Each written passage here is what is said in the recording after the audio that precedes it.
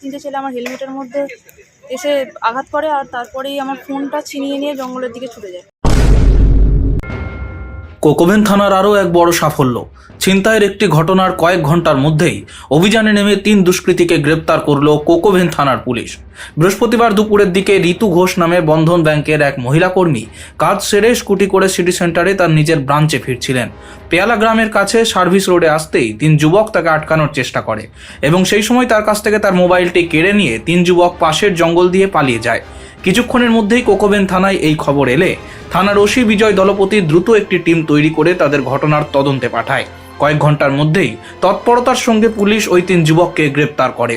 Coke Oven থানার পুলিশের এই তৎপরতায় মহিলা ব্যাংক কর্মী রীতিমতো অবাক হয়েছেন।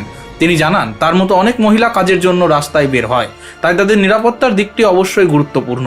পুলিশ যেভাবে এই ঘটনার দ্রুত দুষ্কৃতীদের ধরে ফেলেছে তাতে পুলিশের প্রতি তিনি কৃতজ্ঞতা জানান। ধৃতরা হলো রিজু বাউরি, সমীর বাউরি ও বাপ্পা বাউরি। 3 জনেই পেয়ালা গ্রামের বাসিন্দা বলেই জানা গেছে। ধৃতদের 7 দিনের রিমান্ড চেয়ে দুর্গাপুর মহকুমা আদালতে পাঠানো হবে। পিয়াল গ্রামের জঙ্গলের ওইখানেতে হঠাৎ করে 3টে ছেলে, আমি সার্ভিস রোড ধরে যাচ্ছিলাম, তো হঠাৎ করে 3টে ছেলে আমার হেলমেটের মধ্যে এসে আঘাত করে আর তারপরেই আমার ফোনটা ছিনিয়ে নিয়ে জঙ্গলের দিকে ছুটে যায়। তো ওদের পেছনে পেছনে গেলেও তারপরে আর ওদেরকে দেখতে পাইনি আমি।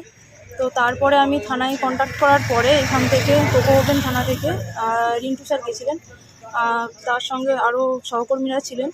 তো ওনারা তখন ওদের গ্রামের মধ্যে ওইদিকে গিয়ে ওদেরকে খুঁজে বের করেন এবং ওদেরকে ধরে আনেন। আশা করছি আমি যে এটা আমি আমার ফোনটা পেয়ে যাব। Bureau report, street voice digital.